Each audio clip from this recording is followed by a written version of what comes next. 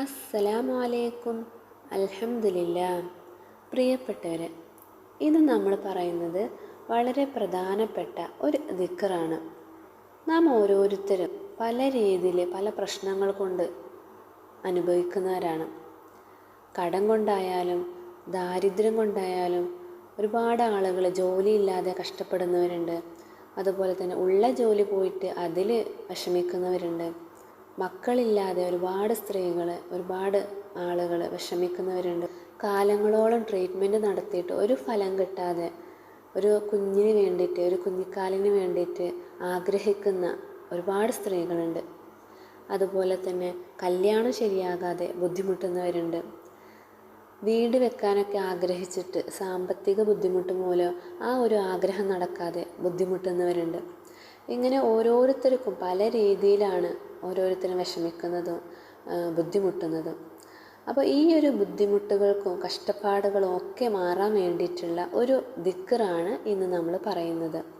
നമ്മുടെ ആഗ്രഹങ്ങൾ ഹൈറാണെങ്കിൽ അല്ലാഹു തആല നമുക്കത് നടത്തി തരുന്നതാണ്. നമ്മുടെ കഷ്ടപ്പാടുകളൊക്കെ മാറ്റി തരുന്നതാണ്. മാറാ രോഗങ്ങളിൽ നിന്നൊക്കെ അല്ലാഹു കാക്കുന്നതാണ്. ഒരുപാട് ഫലം കിട്ടുന്ന ഒരു ദിക്റാണ് ഇന്ന് പറയുന്നത്. ഹസ്ബി അല്ലാഹു ലാ ഇലാഹ ഇല്ലാ ഹുവ അലൈഹി തവക്കൽതു വഹുവ റബ്ബുൽ അർശിൽ അലീം. ഹസ്ബി അല്ലാഹു ലാ ഇലാഹ ഇല്ലാ ഹുവ അലൈഹി തവക്കൽതു വഹുവ റബ്ബുൽ അർശിൽ അലീം.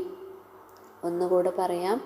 ഹസ്ബി അല്ലാഹു ലാ ഇലാഹ ഇല്ലാ ഹുവ അലൈഹി തവക്കൽതു വഹുവ റബ്ബുൽ അർശിൽ അലീം എന്ന ഈ ഒരു ദിക്ർ നമ്മൾ 7 പ്രാവശ്യം സുബ്ഹ് നിസ്കാരത്തിന് ശേഷം നമ്മൾ 7 പ്രാവശ്യം ചൊല്ലി ദുആ ചെയ്യുക.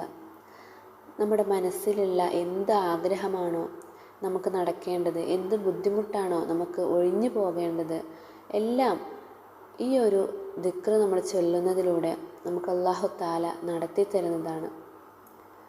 ഈ ദിക്ർ ഒരു ദിവസത്തിൽ നമ്മൾ ചൊല്ലിക്കഴിഞ്ഞാൽ അയാളുടെ ആ ഒരു ദിവസത്തെ എല്ലാ കാര്യങ്ങളും അല്ലാഹു തആല നടത്തി കൊടുക്കുന്നതാണ്.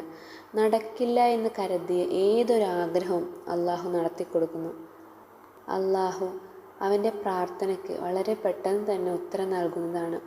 എന്ത് കാര്യത്തിലും അല്ലാഹു തആല അവന് വിജയം നൽകുന്നതാണ്. അത്രയ്ക്കും പവറുള്ള ഒരു ദിക്റാണ്.